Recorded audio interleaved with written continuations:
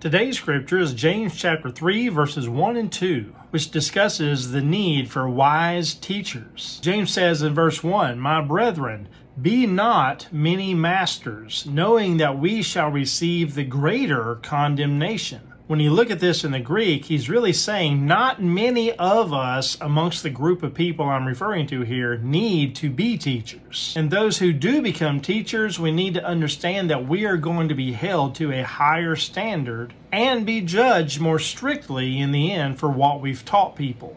One thing to keep in mind through this is we oftentimes teach by the way we live, not necessarily by the words we speak. Kids and teenagers especially learn behaviors in life not because their parents sit down and teach them how to do these things. They simply learn from observation. And James is warning teachers of this very idea. In verse 2, James says, "For in many things we offend all." What that translates to is we do make a lot of mistakes. So we should be very careful to minimize that and align our walk as close to our talk as possible.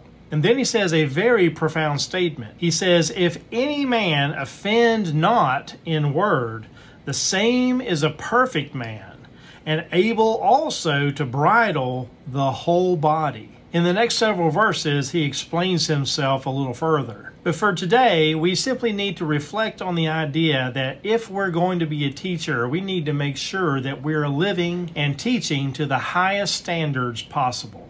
That's the first couple of verses of chapter 3. This is going to be a very challenging chapter, so stick with me through the rest of the lessons. I'm Pastor John, creating community by sharing scripture. God bless.